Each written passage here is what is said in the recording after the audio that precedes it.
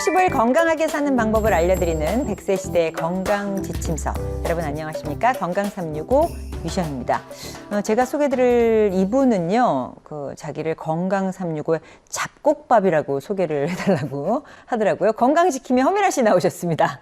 네, 항상 필요한 잡곡밥 같은 건강365의 건강지킴이 허미란입니다. 네. 이분은 잡곡밥은 아니신데 어쨌든 정신하고 마음하고 다 챙겨주시는 분이십니다. 정신건강의학과 전문의 김지용 선생님 나오셨습니다. 네, 안녕하세요. 정신과 전문의 김지용입니다.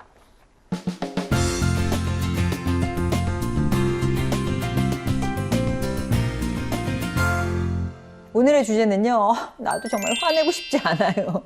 입니다. 아마 요즘 시청자 여러분들도 불쑥불쑥 이유 없이 화가 난다라고 생각하시는 분들 많으실 것 같아요. 그렇죠? 네, 사실 요즘 정말 너무너무 덥잖아요. 날씨 때문에도 그런 것 같기도 한 게 주변에서 저 사람은 사람이 참 좋아, 저 사람은 정말 유한 사람이었어 했는데 불쑥불쑥 화내는 사람들을 종종 목격하곤 하거든요. 그렇죠. 근데 그게 예전 같으면 그냥 뭐 화내고 성질 나쁜 사람인데 요즘은 또 분노 조절 장애라고 불리우는 그런 말이 있더라고요, 선생님. 네. 분노 조절 장애 요즘 정말 여기저기서 너무 많이 나오는 말인 것 같아요. 네. 근데 정식 의학 진단명은 아니고요. 아, 그래요? 네, 정식 진단명으로는 좀 더 이름이 복잡해요. 간헐성 폭발 장애라는 병이 있어요. 네. 네. 근데 워낙 분노 조절 장애라는 말이 익숙하고 많이 쓰니까 거의 두 개를 같이 보고 오늘 분노 조절 장애로 좀 설명을 드려볼게요. 자, 그럼 본격적인 이야기에 앞서서 시청자 여러분들이 알쏭달쏭 궁금하게 생각하시는 질문 먼저 보고 갈게요.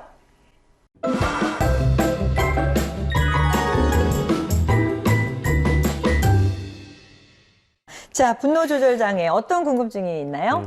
네, 오늘도 준비했습니다. 알쏭달쏭 건강상식, 분노 조절 장애, 평소에 궁금하셨던 질문들 함께 OX로 풀어볼 텐데요. 첫 번째 궁금증. 화날 때 자주 참으면 분노 조절 장애가 생긴다. 요거는 조금 느낌이 오는 것 같습니다. 준비되셨나요? 네. 하나, 둘, 셋! 네, 오 들 줄 알았어요, 이게. 화장실 자꾸 참으면 변비 생기는 거 생각하고 오 들은 거죠. 어떻게 하셨어요? 네, 그래서 저 X 들었잖아요. 이제는 막 소울 리스트 같아요. 엄마, 우리, 소울 메이트 같아요. 영어를 쓰려니까. 화날 때 자주 참으면, 왜 압력밥솥에 찐통에 그 증기가 가득했다가 팡 터지는 것처럼 좀 그럴 것 같아서 저는 오를 들었거든요. 그렇죠. 그럴 수도 있을 것 같고, 또 이게 화날 때마다 그 화를 내기 시작하면 그 화내는 게 일상이 돼서 더 화를 잘 내니까 이게 조절이 안 될 수도 있을 것도 같거든요. 저 바꿔도 되나요? 안 돼. 단호하셔. 바꾸고 싶다. 바꾸고 싶다. 정답이 뭔가요, 선생님? 네. 네, 정답은 X입니다. 나 바꿨어야 됐어. 근데 이번에도 너무 깜짝 놀란 게 네. 어떻게 미리 공부하고 오셨어요? 너무 정답을 얘기하셔가지고. 진짜요? 저 네. 이번에도 역시 제가 분노 조절장애 환자인가요? 경험담 말씀하셨던 건가요? 그러니까 분노 조절 장애는 크게 두 가지 타입으로 나눌 수 있는데요. 충동적 타입하고 습관적 타입이 있어요. 충동적 타입이 아까 제가 얘기한 간헐성 폭발 장애라고 생각하시면 되고요. 그러니까 좀 쉽게 예를 들어 보면은 길을 가다가 굉장히 덩치 크고 좀 무섭게 생긴 사람하고 살짝 부딪혔다. 네. 그리고 상대방이 나한테 먼저 사과까지 했다. 미안해요. 네. 그럼 사실 그냥 넘어가면 되잖아요. 근데 그런 상황에 막 화내고 욕설하면서 달려드는, 누가 보더라도 자신이 안 될 것 같은데 그 정도로 감정 조절이 안 되는 거를 충동적 분노 조절 장애, 간헐성 폭발 장애라고 생각하시면 될 것 같고요. 아까 말씀하신 것처럼 화를 내다 보니까 계속 더 화를 내게 되는 습관적 분노 조절 장애가 있어요.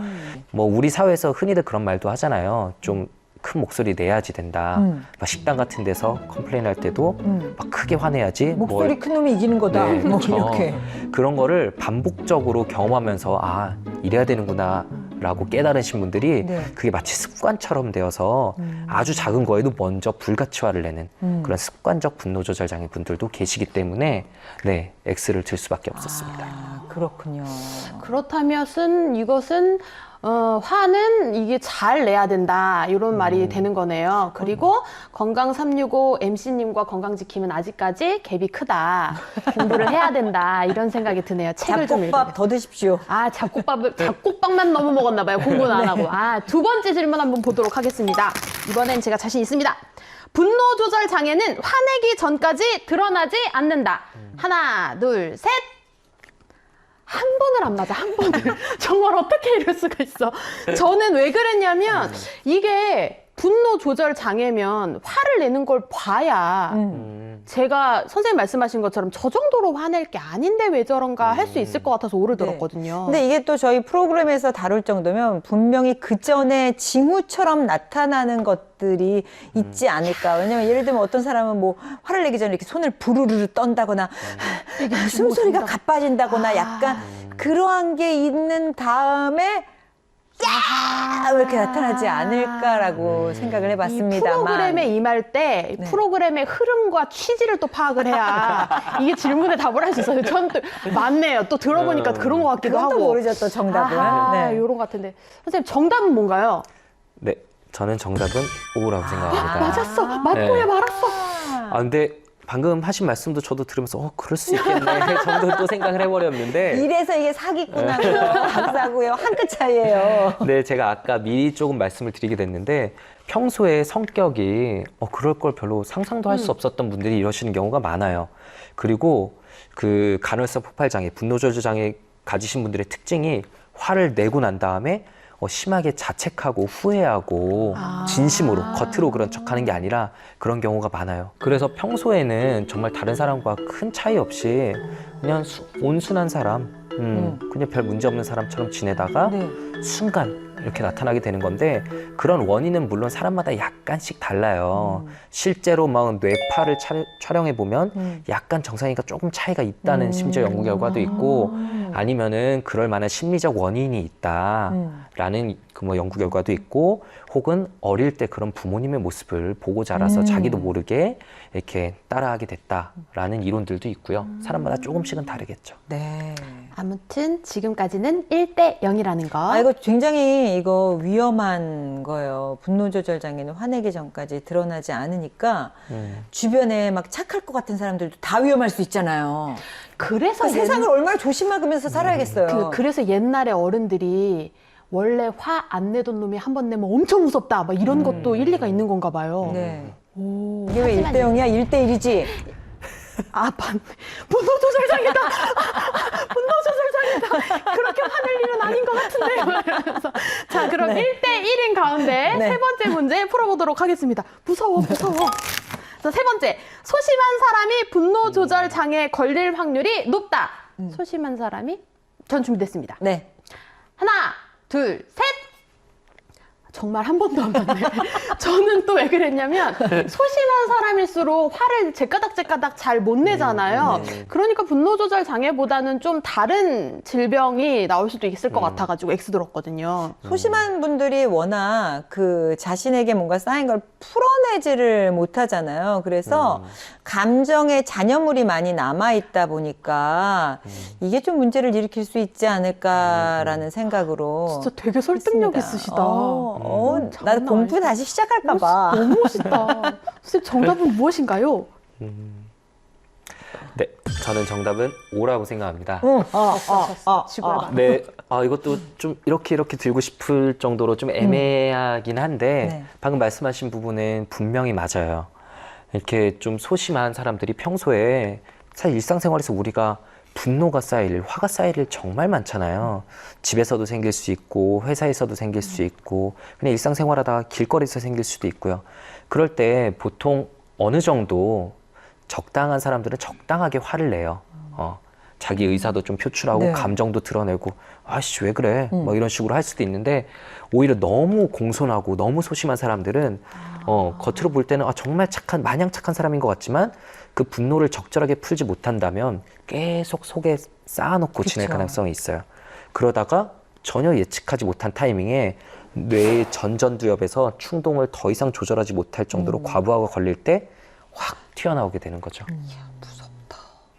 이 분노 조절 장애가 들어보긴 많이 들어봤지만 사실 저희가 잘 모르는 병이다 보니까 왜 어떤 분들은 그냥 있다가 진짜 한번 팍 지르고 화를 내시는 분이 있는가 하면 이렇게 왜 화를 내면서 감정이 급 상승하면서 화가 더 커지는 분이 있거든요. 아, 네네. 이거 다 분노 조절 장애와 상관이 있는 거죠. 솔직히 요즘 좀 분노 조절 장애라는 단어가 너무 쉽게 쓰이고 있긴 한데요. 네. 그 분노 조절 장애는 그냥 딱 진단이 너무 어렵지 않아요. 보시면 다 알 거예요. 그냥 그래요? 저 정도에 왜 저렇게까지 화를 내지? 그런 것들이 있는데 제가 얼마 전에 뉴스 동영상을 봤는데 운전을 하는데 뒷차가 경적을 울렸다는 이유로 차를 세워놓은 다음에 주변 공사장에 있는 삽을 들고 와가지고 뒤에 차를 막 부시더라고요. 그게 동영상이 다른 차 블랙박스에 그대로 찍혀서인지 뉴스에 나왔는데 무서워. 그거 솔직히 쉽게 이해하기 힘든 거잖아요. 그렇죠. 네, 겨우 그 정도 자극으로 네, 그런 경우가 이제 분노 조절 장애, 정말 간헐적 폭발 장애를 볼 수 있는 거고요. 그게 아니라 대부분의 화내는 상황은 충분히 거기서 거기 그럴 수 있는 상황들이라고 대부분은 그렇게 생각해요. 와. 아니 근데 사실 요즘 보면 요즘 우리 사회가 되게 욱하는 사회다라는 네. 별칭이 붙은 것처럼 제가 좀 어려운 얘기를 해보면 최근 건강보험심사평가원에 따르면 분노 조절 장애 환자가 2012년에 4,937명에서 2016년에 5,920명으로 4년 동안 20%면 굉장히 큰 수치잖아요. 네. 요즘 유독 이렇게 큰 수치로 요런 장애 판정이 나온다는 거 이것도 한번 꼭 짚고 넘어가 봐야 될 것 같기는 해요. 네, 일단은 요인은 크게 두 개가 있을 것 같아요. 첫 번째 요인은 옛날에 이게 병이라고 인식을 전혀 못했었는데 그렇죠. 요즘 미디어 같은 곳에서 워낙 많이 다루면서 네. 스스로나 아니면 주변에서 이거 병 아니야? 너 한번 병원 가봐야 되지 않을까? 라는 권유를 받으신 분들이 당연히 늘어났을 것 같고요. 네. 네. 그리고 두 번째로는 정말 진료실에서 들을 때마다 느끼는 게 안 힘든 세대가 없는 것 같아요. 정말 어린 나이에서부터 정말 연세 많으신 분들까지 끝없이 뭔가 경쟁, 뭔가에 쫓기고 불안하고 그러면서 쌓이는 분노를 풀 수 있는 적절한 공간은 하나도 없고 모두가 그렇게 살아가고 있는 것 같아요. 그럴 때 우리 보통 이런 분노, 화라는 감정은 뇌에서 변연계라는 곳이 담당을 해요. 뇌 깊숙한 곳에 있는 곳인데 네. 화가 날 때 그곳이 꿈틀하거든요. 그러면 이제 감정이 팍 폭발해 올라오는데 그럴 때 우리 전두엽이라고 이마 쪽에 있는 뇌에서 그거를 딱 적절하게 커트를 해줘요. 참아야지. 네. 지금 그럴 상황 아니야. 라고 이렇게 눌러주는 건데 그렇게 계속해서 스트레스가 쌓이면 뇌도 더 이상 견디기가 힘든 거죠. 마치 컴퓨터를 계속해서 무리하게 프로그램을 돌리면 딱 에러가 나는 것처럼 뇌도 더 이상 견디기 힘든 그런 우리 사회가 좀 스트레스가 너무 심한 찜통같이 되어가고 있지 않나 맞아요. 그런 생각이 들어요. 그렇다 보니까요, 이 분노 조절 장애, 이것도 혹시 좀 자가 진단할 수 있는 방법이 있을지 궁금해져요. 네, 그 대한신경정신의학회에서 만든 좀 기준이 있거든요. 아, 그래요? 네. 좋습니다. 그럼 제가 그거를 지금 손에 들고 있는 것 같은데 하나씩 읽을 테니까 체크를 해보시면 좋을 네. 것 같습니다. 시청자 여러분들도 함께 해주세요. 그 전혀 그렇지 않으면 1점, 약간 그러면 2점, 꽤 그러면 3점, 확실히 그러면 4점으로 체크해 주시기 바랍니다. 1번, 나는 때때로 싫어하는 사람 앞에서 그의 험담을 늘어놓는다. 2번, 나는 화가 나면 가끔 물건을 집어던진다. 3번, 나는 상대방과 의견이 다르다면 그의 입장을 무시하고 내 입장만 말한다. 4번, 사람들이 내게 호통을 치면 나도 맞서서 호통을 친다. 5번, 나는 매우 흥분했을 때 누군가를 때릴 수 있다. 6번, 나는 때때로 12조로 행동한다.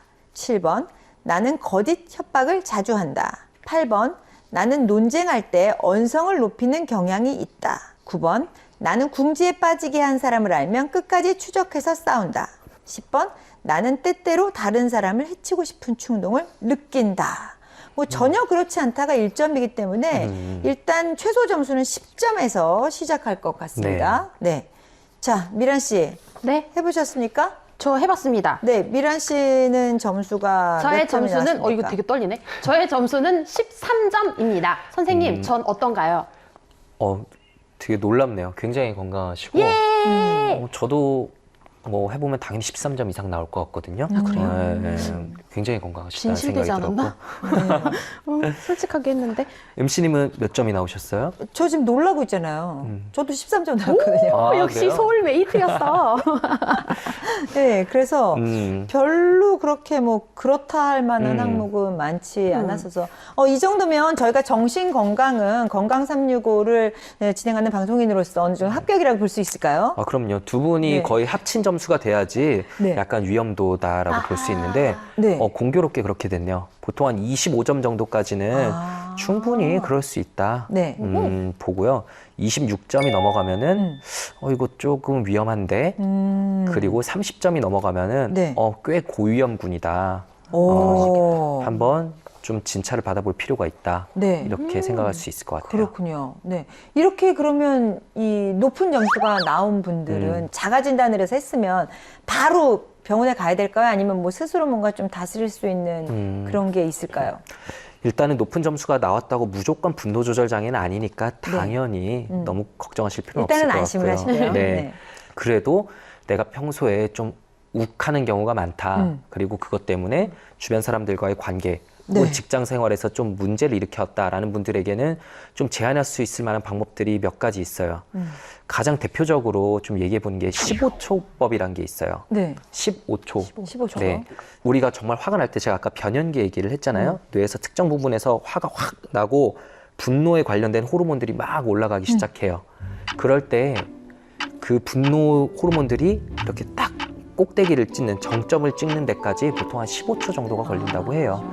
15초만 참으면은 네. 다시 그런 호르몬들이 다시 내려간다는 거죠. 딱 15만 세면 되겠네요. 네, 물론 화나니까 좀 빨리 세겠죠. 1, 2, 3, 4 뭐 이렇게 세겠지만 네. 그래도 분명히 나을 거예요. 아하, 알겠습니다. 그리고 숫자를, 네. 또 한 가지 이제 많이들 권유드린 방법이 감정일기라는 게 있어요.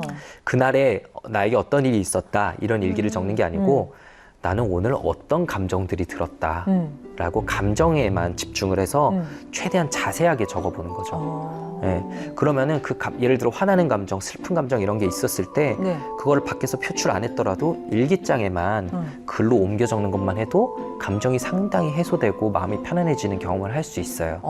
그래서 이거를 습관처럼 매일 작성하시는 분들은 확실히 이 과정을 통해서 내가 예전보다 좀 많이 편안해진 것 같다. 라고 얘기하시는 분들이 많으시더라고요. 자, 그렇다면 말입니다. 저희가 또 여러분께 도움을 드리기 위해서 이 스트레스가 쌓이는 그런 순간이 있잖아요. 그래서 이럴 땐 이렇게라는 이름을 지어서 상황을 한번 만들어 보았습니다. 어떻게 하는지 한번 보시죠. 제가 첫 번째 상황을 만들어 볼게요. 저희 좀 격한 표현이 들어가더라도 저희 삐소리가 나더라도 여러분 이해를 부탁드리겠습니다. 엄마요. 예! 도대체 옆집 미란이는 영수 다 만점 받았다는데 도대체 넌 뭐가 부족해가지고 그 모양 그 꼴이니 왜 점수가 그 모양이야? 원래 저는 화를 내려고 했는데 무서워서 화를 못 내겠네요. 아, 엄마 왜 이런 걸 가지고 화를 내고 그래요? 제가 이렇게 공부 못하는 거는 보통 엄마, 아빠의 유전자를 그대로 물려받았으니까 좀 머리가 부족해서 어쩔 수 없는 거 아니겠어요? 나 라고. 노력을 안 해놓고 누구 탓을 하니? 엄마는 공부 잘했어! 이 드라마 재밌다. 네, 제가 만약 학생이라면 네. 그리고 혹시 학생이 만약 이 방송을 본다면 저는 그 나이대에서는 그냥 화를 내야 된다고 생각을 해요. 네, 그게 너무 그냥 자연스러운 일이고 네. 감정 조절이 잘 안 될 거고 그럴 때 화를 내지 않고 너무 눌러 담는다면 오히려 그게 다른 식으로 좀 분출될 거라고 생각을 하고요. 물론 제가 아까 한 것처럼 부모님을 더 자극하는 멘트를 하면은 방금 같은 더 날선 공격이 돌아오겠지만 네. 어느 정도의 적당한 화는 낼 수 있어야 그게 그냥 그 나이 때 또래다운 일이다. 그리고 부모님들도 아이가 화를 내도 당연히 나도 그 나이 땐 이랬지. 이게 당연한 거다라고 조금 보듬어주고 넘어갈 수 있어야 된다라고 생각을 하고요. 그래, 화 잘 냈다! 자, 다음 상황으로 가보도록 하겠습니다. 다음 상황은 직장 상사야. 아, 박대리! 도대체 여기서 돈을 왜 받는 거야? 이렇게 하는 일도 없는데 도대체 출근해가지고서는 하는 일이 뭐야? 화장실 가가지고 잠만 자고 밥만 먹고 이거 식충이 같은 거 아니야? 박대리! 네, 죄송합니다. 앞으로 좀 주의해서 열심히 하도록 하겠습니다. 그래, 알았어. 뭐 죄송했다는 할 말이 없네. 라고 하고 퇴근한 다음에 직장 동료가 엄청나게 욕을 할 것 같아. 야, 유과장 미친 거 아니야? 막 이렇게 되는 거예요? 이렇게 제정신이 되는 아닌 것 거예요? 같아. 역시 네. 화는 때와 네. 장소를 가려서 해야 되는 거였군요. 역시 회사에서 마음 같아서는 정말 확 똑같이 뒤집고 싶지만 그럴 수 없는 게 우리 현실이잖아요. 그렇죠. 예, 그렇다고 마냥 참을 순 없죠. 그럴 때는 정말 내가 믿을 수 있는 사람하고 적극적인 뒷담화하는 것도 좀 필요하다고 생각해요. 아하. 근데 여기서 포인트는 진짜 믿을 수 있는 사람. 믿을 수 있는 사람. 네. 그게 중요해요. 그렇죠. 아무하고나 다 하고 다니면 분명히 나에게 부메랑으로 맞아요. 돌아올 수 있고 나의 처지를 공감해 줄 수 있고 이해해 줄 수 있는 사람. 꼭 같은 회사가 아니어도 돼요. 그렇죠. 예, 보통 사람들이 쉽게 오해하는 게 걔는 내 환경을 몰라서 이해해 줄 수가 없기 때문에 난 아무에게도 얘기를 안 한다라고 하는데 공감이란 게 꼭 그 상황을 똑같이 경험해야만 할 수 있는 건 아니거든요. 그렇죠. 그렇죠. 예, 동네 친구나 가족과 뒷담화를 해도 충분히 마음이 풀리는 경험을 할 수 있을 거다. 네. 상황극을 보다 보니까요, 이게 맞불 작전으로 화를 내는 것보다 오히려 상대방이 그냥 잘못했다고 푹 주저앉아 버리면 이게 화를 더 못 내게 되는 그런 상황이 있는 것 같아요. 일부러 그렇게 반복적으로 습관적으로 행동하시는 분들도 있어요. 네, 굉장히 네. 미안해하고 굉장히 자신이 잘못했다, 뭐 지나칠 정도로 자신이 수그리고 상대방이 오히려 약간 당황하게 만드는 분들도 있는데 네. 그것도 일종의 공격성의 표현이라고 해요. 수동 공격성이라고 하는데 네. 너 뭐 이런 거 안 해? 라고 했을 때 네네 하면서 결국은 꾸물거리고 안 하는 거죠. 그러면 상대방은 앞에서 화도 못 냈는데 나중에 돌아서면 더 화나고 더 열받는. 네. 그렇구나. 이게 치료는 가능한 건가요?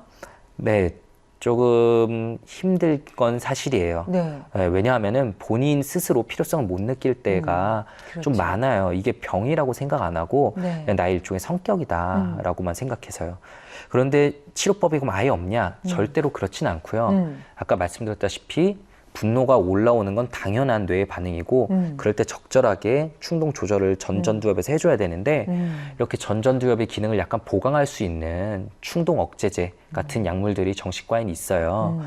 그리고 항우울제나 그 보통 세로토닌 레벨을 조금 네. 올려준다는 항우울제 같은 경우에 이런 사람의 공격성을 많이 줄여준다고 하는데 이렇게 반복적으로 분노하시는 분들, 공격적인 분들을 또 피검사나 뇌척수액 검사를 해보면은 네. 세로토닌 농도가 일반인 분들에 비해서 더 떨어져 있다라는 연구 결과도 많이 있거든요. 네. 그렇기 때문에 꾸준히 항우울제를 복용하면은 예전에 나 이런 상황에 분명히 짜증내고 화냈었는데 이번엔 잘 넘어가지더라 이렇게 얘기하시는 분들도 많이 뵙게 돼요. 그럼 말씀하신 것대로면 본인이 이게 문제고 질병일 수 있다라는 걸 인식을 하고 전문가와 치료를 하면 완치가 될 수도 있다. 뭐 이렇게 이해해도 되는 걸까요? 네, 정말 완치가 되시는 분들도 종종 봐요.